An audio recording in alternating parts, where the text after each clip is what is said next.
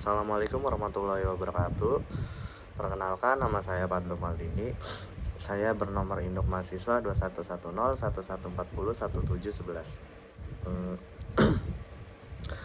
dengan kode kelas 07 TPLE 003. Jadi pada video kali ini saya ingin membuat video untuk penilaian tugas mata kuliah kewirausahaan yang dipimpin oleh Bu Intan Kumalasari. Yang pertama, saya ingin menjawab pertanyaan dengan NIM belakang 1.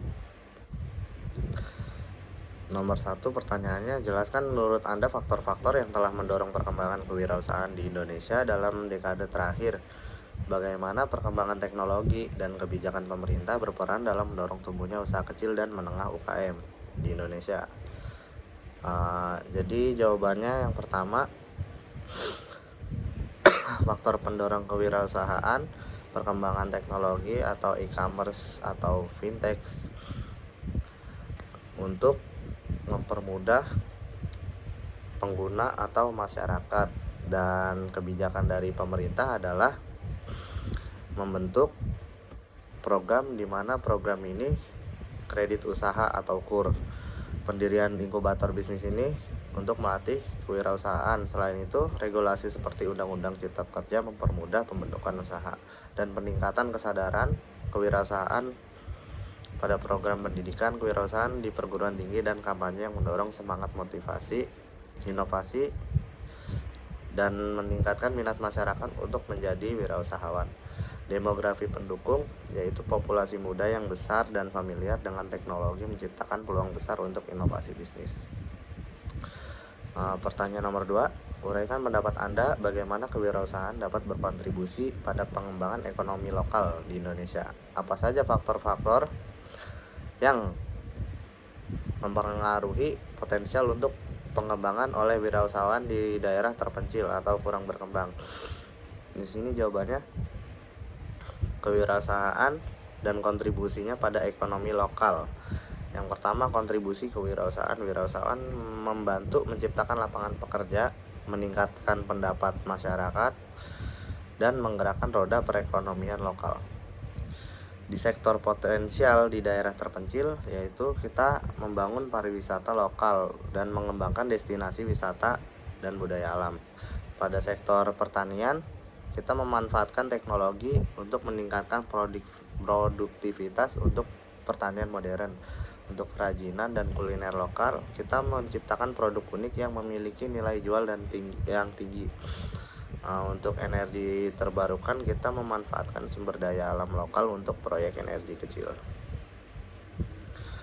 Pertanyaan nomor 3, uraikan yang Anda ketahui tentang tren terbaru dalam kewirausahaan global seperti kewirausahaan digital, startup berbasis teknologi, dan ekonomi berbagi atau sharing ekonomi. Dan bagaimana tren ini mempengaruhi perkembangan kewirausahaan di Indonesia? Jadi jawabannya, tren terbaru dalam kewirausahaan global di sini pada sektor digital, bisnis berbasis aplikasi, platform e-commerce, dan solusi berbasis software as a service. Pada startup, kita mengembangkan produk inovatif di bidang AI atau IoT dan teknologi blockchain. Pada ekonomi sharing, kita mengembangkan platform seperti transportasi berbasis aplikasi dan SEO working space yang memungkinkan kolaborasi lebih luas. Dampaknya di Indonesia ketika kita membuka pasar baru bagi usahawan lokal dapat menunjang wirausahawan lokal menjadi lebih maju dan mendorong kolaborasi antara startup dengan perusahaan besar dan meningkatkan efisiensi dalam berbagai sektor melalui inovasi digital. Pertanyaan nomor 4, uraikan pendapat Anda, bandingkan karakteristik kewirausahawan di negara maju seperti Amerika Serikat atau Jerman dengan negara berkembang seperti Indonesia atau Filipina. Apa perbedaan dalam hal akses ke modal, infrastruktur, dan ekonomi sistem kewirausahaan antara kedua jenis negara tersebut? Jawabannya, perbandingan kewirausahaan di negara maju dan berkembang. Yang pertama, di akses modal. Negara maju memiliki akses ke venture capital, angel investor, dan pinjaman dengan bunga rendah.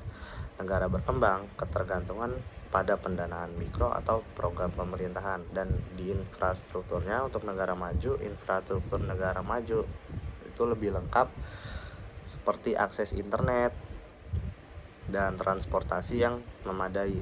Di negara berkembang, infrastruktur sering menjadi kendala, terutama di daerah terpencil. Pada ekosistem kewirausahaan, negara maju memiliki lingkungan bisnis yang mendukung dengan banyak inkubator dan akselerator startup. Pada negara berkembang, ekonomi ekosistem kewirausahaan sedang berkembang dengan fokus pada sektor tradisional. Pertanyaan nomor 5. Jelaskan opini Anda tentang berbagai kebijakan dan program pemerintah Indonesia yang mendukung perkembangan kewirausahaan, seperti akses pembiayaan, pelatihan, insentif pajak. Dan apa dampak positif dari kebijakan ini terhadap ekosistem kewirausahaan di Indonesia?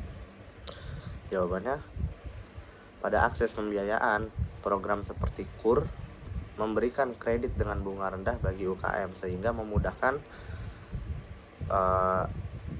calon pebisnis atau pengusaha untuk memberikan modal yang mudah. Pada pelatihan dan pendampingan, inisiatif seperti program Gerakan Nasional 1000 Startup Digital menyediakan pelatihan dan mentoring. Pada insentif pajak, pemberian keringanan pajak bagi UKM membantu meningkatkan margin keuntungan.